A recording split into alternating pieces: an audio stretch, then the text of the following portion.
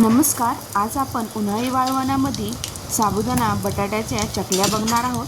हे चकल्या करायला अगदी सोप्या आहेत व झटपट अशा होतात. इथे आपल्याला साबुदाणा शिजवायची अजिबात गरज नाही आहे. तुम्ही इथे बघू शकता, मस्त इथे दुप्पट अशा फुलणारे हे साबुदाणा बटाट्याच्या चकल्या होतात व अगदी कुरकुरीत अशा लागतातही, खायला एकदम चविष्ट. व ह्या साबुदाणा बटाट्याच्या चकल्या मी घरातच वाळवून घेतलेल्या आहेत व 2-3 दिवस चांगलं असं ऊन दाखवलेलं आहे. तुम्ही इथे बघू शकता, तळल्यानंतर छान असे खुसखुशीत इथे चकल्या झालेल्या आहेत. एक चकली तुम्हाला इथे तोडून दाखवते. मस्त इथे खायलाही चविष्ट लागते ही साबुदाणा बटाट्याची चकली. चला तर मग मी हिमगौरी तुमचे खूप खूप स्वागत करत आहे माझ्या हिमगौरी लाईफ या यूट्यूब चॅनलवर. तुम्ही इथे बघू शकता, घरात ऊन आलेलं आहे. लवकर मी इथे चकल्या सकाळी सकाळी करून घेतलेल्या आहेत. जास्त वेळ न घालवता आपण रेसिपीला सुरुवात करूया. मी इथे अर्धा किलो एवढा साबुदाणा होता, तो साबुदाणा घेतलेला आहे. आता रात्रीच आपल्याला साबुदाणा भिजवून ठेवायचा आहे, म्हणजे सकाळी लवकर उठून आपल्याला या चकल्या करता येतात. आता हा साबुदाणा पहिले मी गार पाण्याने स्वच्छ धुवून घेतलेला आहे. आता इथे आपल्याला स्वच्छ साबुदाणा धुतल्यानंतर तुम्ही बघा, इथे पांढरट असं पाणी निघून जातं. आता हे पाणी काढून घ्यायचं आहे. तर 2 पाण्याने मी हा साबुदाणा धुवून घेतलेला आहे स्वच्छ असा. आता इथे पातेल्यात मी पाणी गरम करायला ठेवलेलं आहे. पाणी हे चांगलं गरम झालं की हे गरम पाणी आपल्याला साबुदाण्यामध्ये ओतायचं आहे. म्हणजे गरम पाण्यात छान इथे साबुदाणा आपला फुलतो. म्हणजे चकल्या केल्यानंतर साबुदाणा दुप्पट असा फुलतो तळल्यानंतर. आता हे गरम पाणी बघा, 2 बोटं एवढं पाणी वरती राहील असं पाणी मी ठेवलेलं आहे वरती साबुदाण्यावरती. आणि हे आपल्याला साबुदाणा रात्रभर भिजून द्यायचा आहे. आता मी झाकण लावून रात्रभर असा साबुदाणा भिजून देणार आहे. आता दुसऱ्या दिवशी तुम्ही बघू शकता, छान इथे साबुदाणा आपला परफेक्ट इथे फुललेला आहे. चांगला इथे भिजला गेलेला आहे साबुदाणा. आता इथे आपल्याला हा साबुदाणा शिजवायची वगैरे गरज नाही आहे. फक्त इथे आपल्याला बटाटे घ्यायचे आहे. बटाटे मी इथे 1 पाऊण किलो एवढा बटाटा घेतलेला आहे. आता हा बटाटा आपल्याला शिजवून घ्यायचा आहे चांगला. इथे कुकरमध्ये 2 शिट्ट्या मी करून घेतलेल्या आहे.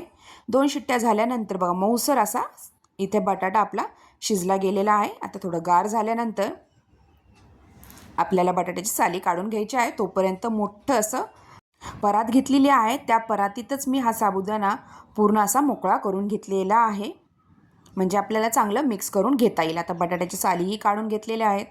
आता तुम्ही हातानेही कुस करू शकता किंवा एका किसणीने हा बटाटा पूर्ण किस करून घ्या, म्हणजे गाठी वगैरे बटाट्याच्या राहणार नाही. तसाही बटाटा चांगला इथे मऊसर असा शिजला गेलेला आहे. हातानेही तुम्ही मिक्स केला तरीही चालेल, पूर्ण असा मॅश केला तरीही चालेल. तर अशा प्रकारे मी पूर्ण चाळणीने असा बटाटा किसून घेतलेला आहे. आता हा बटाटा सगळा चांगला किस करून झाल्यानंतर इथे आपल्याला हिरव्या मिरच्या मिक्सरमधनं वाटून टाकायच्या आहेत. त्यासाठी मी भरपूर अशा 8-9 हिरव्या मिरच्या घेतलेल्या आहेत. तुम्हाला तिखट हवे असेल तुम्ही कमी जास्त करू शकता, किंवा तुम्ही इथे लाल मिरच्याही टाकू शकता यामध्ये. तर हिरव्या मिरच्या बारीक करून मी इथे टाकलेल्या आहेत. आता यामध्ये आपल्याला चवीनुसार मीठ टाकायचे आहे. तर मिठाचे प्रमाण हे जपूनच टाका, कारण का वाळवण्याचे पदार्थ करत आहे आपण, त्यासाठी आपल्याला मीठ इथे प्रमाणातच टाकायचं आहे. तर मीठ टाकल्यानंतर इथे मी 2-3 चमचे जिरे टाकणार आहे. तुम्ही जर उपासाला जिरे खात नसाल तर जिरे स्किप केले तरीही चालेल. आता इथे हाताने आपल्याला पूर्ण हे मिश्रण चांगलं एकजीव करून घ्यायचं आहे. बटाटा, साबुदाणा, मिरची, मीठ सगळीकडनं एकत्र लागलं पाहिजे. घट्ट असा गोळा तयार झाला पाहिजे.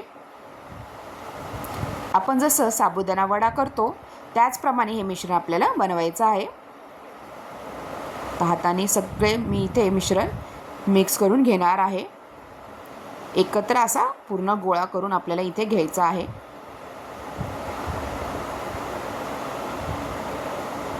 छान इथे आपला साबुदाणाही चांगला मस्त असा फुललेला आहे, दुप्पट असा भिजवल्यानंतर गरम पाण्यामध्ये भिजवल्यामुळे. तुम्ही बघू शकता पूर्ण इथे आपलं मिश्रण रेडी झालेलं आहे. एकत्र आपल्याला सगळं हे करून घ्यायचं आहे. नंतर इथे आपल्याला एक सोऱ्या घ्यायचा आहे. तुमच्याकडे जो सोऱ्या उपलब्ध असेल त्या सोऱ्यामधनं तुम्ही ह्या चकल्या पाडून घ्यायच्या आहे. व सकाळी लवकर इथे खिडकीजवळ ऊन आलेलं आहे, त्या उन्हातच मी एक प्लास्टिकचं कागद घेतलेला आहे. त्या प्लास्टिकच्या कागदावरच अशा मी चकल्या करून घेणार आहे.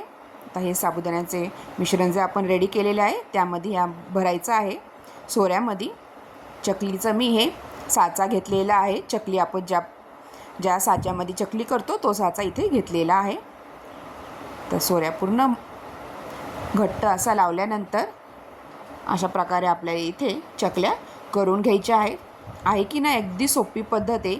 इथे साबुदाणा वगैरे आपल्याला शिजवायची गरज नाही आहे व तुम्ही एकटे असाल तरीही अशा प्रकारे साबुदाणा बटाट्याच्या चकल्या करू शकता.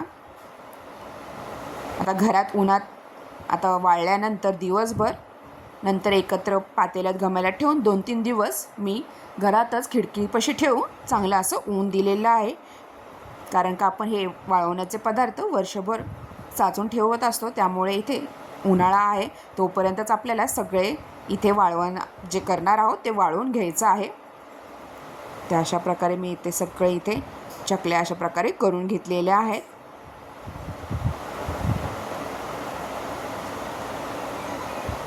जर तुमच्याकडे सोऱ्या वगैरे नसेल तर तुम्ही एका प्लॅस्टिकच्या कागदामध्ये टाकून त्यामध्ये सारण भरून त्याप्रमाणे ही कुरकुरेगत हे असे साबुदाण्याच्या चकल्या पाडू शकता. तशाही केल्या तरी होतात. अशा प्रकारे जर तुम्ही माझ्या चॅनलवर जर नवीन असाल तर चॅनलला सबस्क्राईब करायला विसरू नका आणि बेल आयकॉनवरही क्लिक करा, जेणेकरून तुम्हाला अशाच नवीन नवीन रेसिपीज माझ्या चॅनलवर बघायला भेटतील. बघा इथे 2-3 प्लॅस्टिकच्या पिशवीमध्ये भरपूर इथे साबुदाणा बटाट्याच्या चकल्या करून झालेल्या आहेत. आता बघा 2-3 दिवस मी चांगलं इथे ऊन दिलेलं आहे. मस्त इथे वाळल्या गेलेल्या आहेत ह्या चकल्या आपल्या. आता तुम्हाला इथे तळून दाखवते. तळल्यानंतर तुम्ही बघा दुप्पट इथे ह्या चकल्या साबुदाणा बटाट्याच्या चकल्या चांगल्या अशा फुलतात. तेल इथे आपल्याला चांगलं तापून द्यायचं आहे, नंतरच आपल्याला हे तळून घ्यायचं आहे. मस्त उपासाच्या दिवशी तुम्ही अशा प्रकारे साबुदाणा बटाट्याच्या चकल्या करून खाऊ शकता. अशा प्रकारे तुम्हाला ही रेसिपी कशी वाटली नक्की कमेंटद्वारा कळवा व तुम्ही ह्या उन्हाळ्यामध्ये अशा प्रकारे साबुदाणा बटाट्याच्या चकल्या नक्की ट्राय करून बघा. व तुम्ही हा व्हिडिओ शेवटपर्यंत बघितल्याबद्दल तुम्हा सगळ्यांचे खूप खूप धन्यवाद. व पुन्हा भेटूया अशाच नवीन रेसिपीसोबत. तोपर्यंत तुम्हा सगळ्यांना बाय बाय. थँक्यू.